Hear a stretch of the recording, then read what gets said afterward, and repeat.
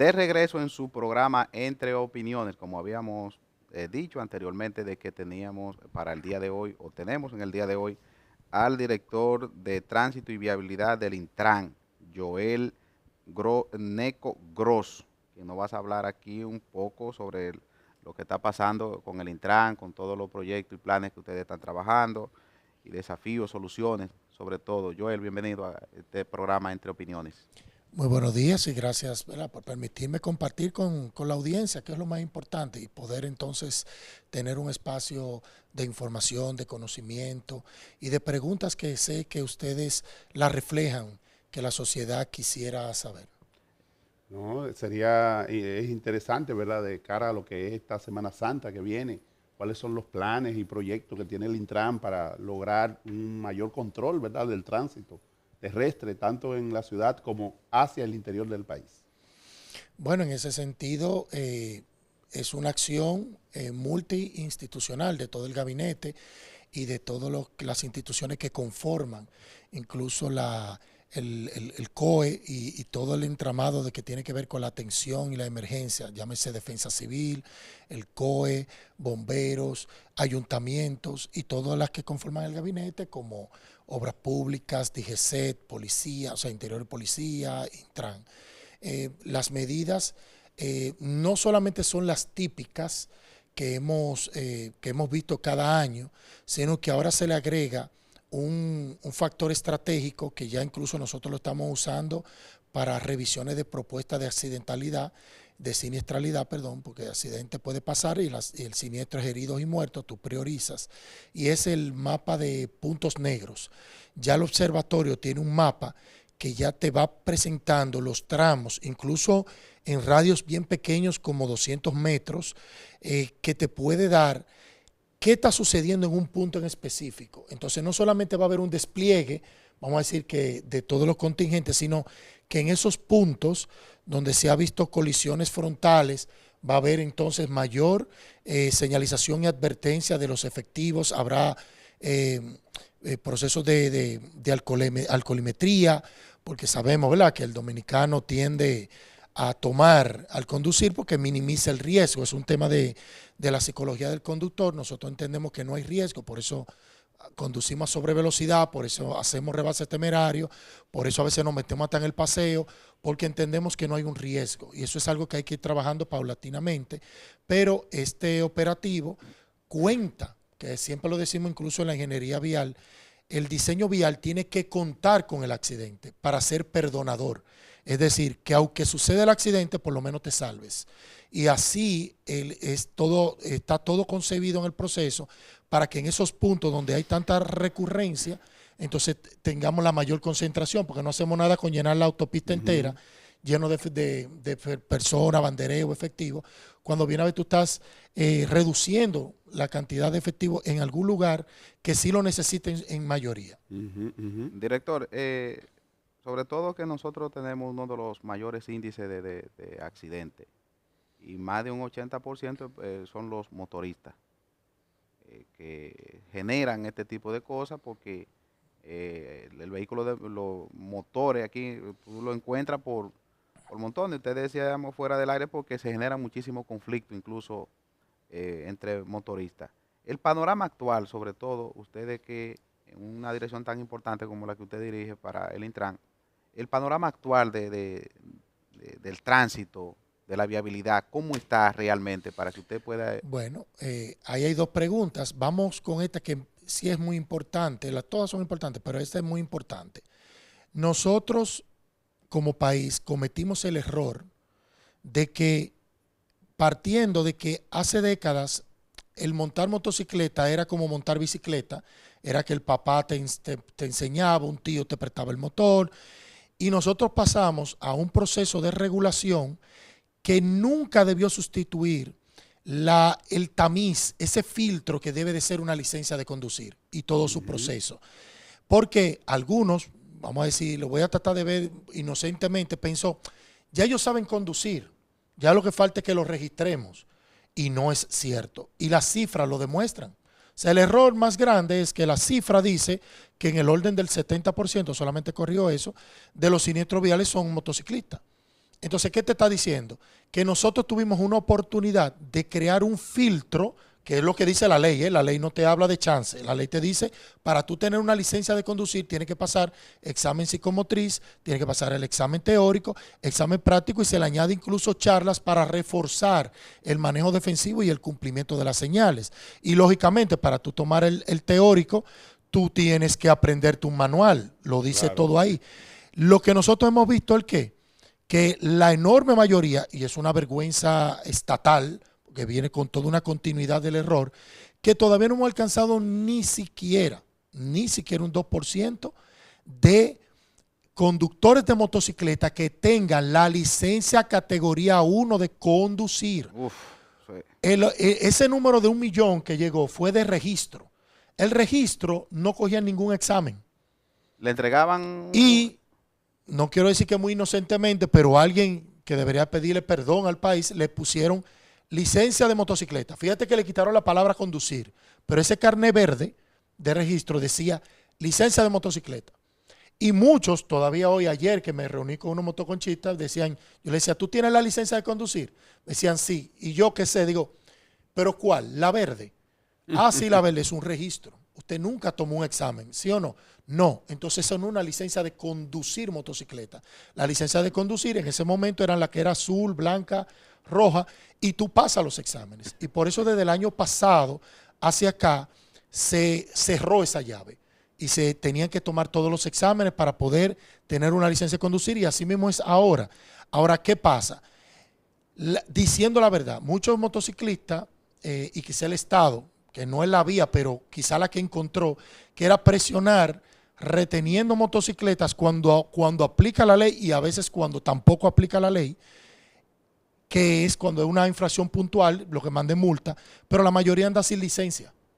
Que esa es la parte que a veces ellos dicen, tenemos todos los papeles, y tú lo oyes, ellos lo dicen, pero las cifras te dicen otra realidad.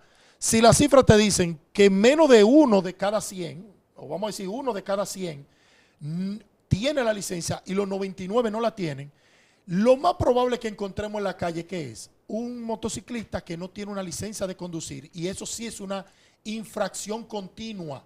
Es decir, tú no la vas a resolver ahí mismo. Por ende, lo que ya sí manda es detención y remoción del vehículo. Es lo único que ha logrado, y lo digo lamentablemente, que los motociclistas vayan a sacar su licencia, cuando debería ser voluntario y de ley. Es decir, claro, usted quiere conducir una motocicleta porque es con lo que usted produce dinero. Cada día el pan, como ellos dicen, el hombre de trabajo, pues con más razón usted tiene que tener su licencia. La legalidad sobre todo. Sí. Señor Joel, ¿cuál, por ejemplo, de la ruta de salida de Santo Domingo hacia el interior es en la que se generan mayor accidente de tránsito? ¿La 6 de noviembre, la autopista Duarte o la autopista hacia el este? Si usted lo ve en volumen, la autopista Duarte es la que tiene el volumen de siniestro mayor. Pero cuando usted lo divide entre los kilómetros, o sea, aunque tenga, vamos a decir que 1000, pero tiene 300 kilómetros casi, la autopista Duarte. Ahora, la 6 de noviembre es un pedacito de carretera y tiene un número de siniestros por kilómetro mayor que cualquier otra. Guay. Entonces, ese es un tramo que lógicamente se ha estudiado a falta de retornos operativos. Hay muchos cruces irregulares que a veces quitan la baranda y cruzan por ahí. Y la carrera clandestina, Joel, ahí no influye mucho en esos sí, accidentes. Y en todas, porque no puedo decir que ahí solamente sucede. O sea, se han visto videos en la carretera Sánchez más al sur, se ha visto en la autopista Duarte, se ha visto en la misma Las Américas, se ha visto en, bueno, esto es todo un corredor, Las Américas, Autovía del Este, Correcto. Autopista del Coral. Pero no es tan ahí. Cuando digo no es que no influye porque están ahí las estadísticas, pero hay muchas colisiones que se están dando. Hay hasta casos que tienen que ver en su mayoría con la persona, pero también hay entre un 12 a un 15% que tiene que ver con la infraestructura. Inclusive recientemente estamos trabajando con RD Vial y Obras Públicas, un puente que está en La Romana que le faltan barandas. Y entonces ahí se han precipitado vehículos. Y tú dirás, bueno, el vehículo fue que se precipitó, sí, pero la vía tiene que ser como perdonadora. Claro. Si hubieran barandas correctas, quizá alguien pierde el control, choca de la baranda, pero queda en la vía y no termina precipitándose, exacto, que a esa altura causa la muerte.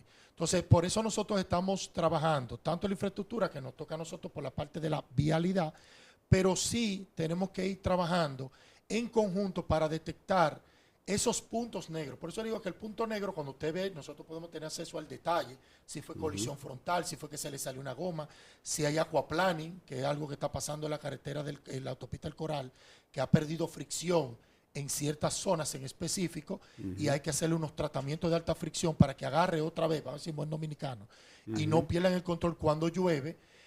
Nosotros tenemos que ir trabajando en ese orden para ir reduciendo la siniestralidad. Ha reducido, pero uno quisiera que fuera cero. Claro, eso sería utópico, pero estábamos en el orden de los 3.114 y este año, el año pasado cerramos en 2.100 y tanto. Me disculpa que no tengo el número exacto. Una reducción importante, sí. Hay una reducción importante, pero eso no te lleva a relajarte. Por ejemplo, veo que la gente, las estadísticas no se toman con pinzas. Si alguien dice, en estos primeros 3 meses llevamos casi 500. Sí, ese es el número cortado, pero las estadísticas siempre se hacen comparativas. Si tú te vas al año pasado, ya había algo más de 500 y tantos en ese mismo orden, pero si te vas al 2024, solamente enero del 2024 estuvo 416 muertos. Es decir, que si tú lo ves, tratando de ver el vaso medio lleno, la estadística ha ido bajando de siniestro. No quisiera que fuera cero, o sea, no hay nada que celebrar todavía, pero sí estamos viendo una reducción. Director, sobre todo en materia educativa, que ustedes tienen que realizar concientizaciones a nivel nacional y usted que se la pasa en todo el territorio nacional, porque es una de sus obligaciones. ¿Qué están haciendo ustedes como para concientizar con las escuelas? ¿Están trabajando algún plan con las escuelas, universidades, sobre todo con las asociaciones de motoconchistas, de rutas de guagüeras? ¿Qué están haciendo ustedes para esta parte educativa? Bien, ahí entra una parte muy importante que queremos siempre empujar y que la gente conozca más, que se llama NVial, la Escuela Nacional de Educación Vial, que es la que tiene la responsabilidad incluso de crear las políticas, las estrategias y hasta el material curricular de los diferentes niveles para poder dar la charla, educar, concientizar.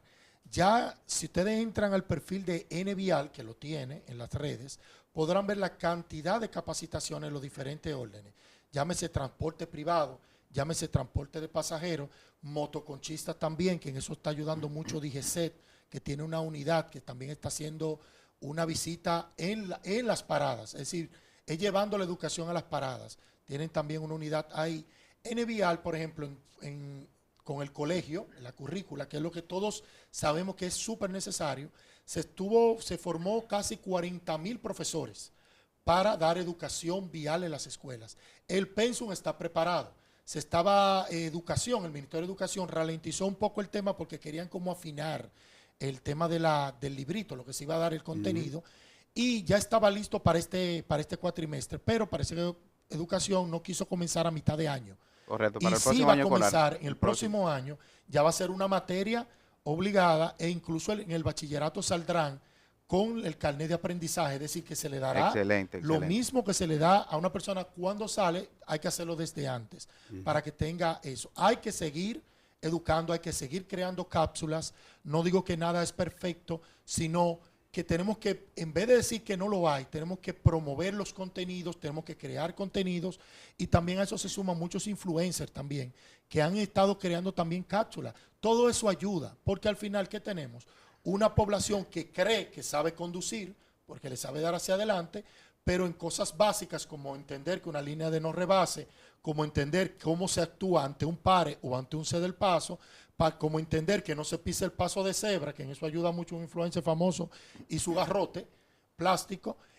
Todo eso ayuda, porque al final no se trata de ser el protagonista de la educación vial, sino de que todos estemos alineados en un propósito de que tengamos cada vez una clase conductora con mejor cultura vial. Nosotros sabemos que, por ejemplo, se ha estado usando la tecnología cada vez más, inclusive para para dar el examen ya práctico. Pero mucha gente cuestiona ese tipo de examen, vamos a decir, de manera del simulador. Incluso atribuyen la mayor cantidad de accidentes a ese sistema de examen. ¿Qué usted nos podría decir sobre ese particular? Yo soy tradicional, pero sí entiendo las ventajas en qué momento se puede aplicar el simulador. Nada sustituye la conducción real.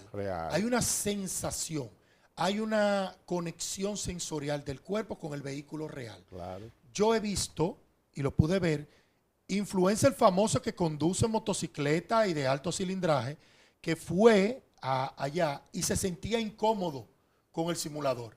Porque él decía, no se enclocha igual, la sensación de mirar el tacómetro aquí, pero tú lo estás viendo en la pantalla, eso te crea una sensación diferente. Por eso dicen que un joven que juega videojuegos se siente más cómodo que personas adultas que conducen, claro, que se estaban quemando.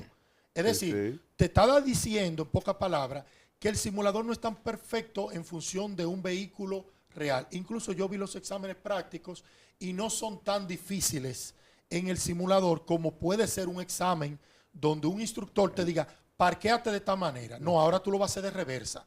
No, ahora tú lo vas a intentar hacer frontal. Ahora tú, o sea, hay retos que el simulador se convierte, porque no era como aleatorio, era como la misma prueba que quizás yo la pase y te diga a ti, mira, después que tuve una casita, viene una niña que va a salir con una pelota.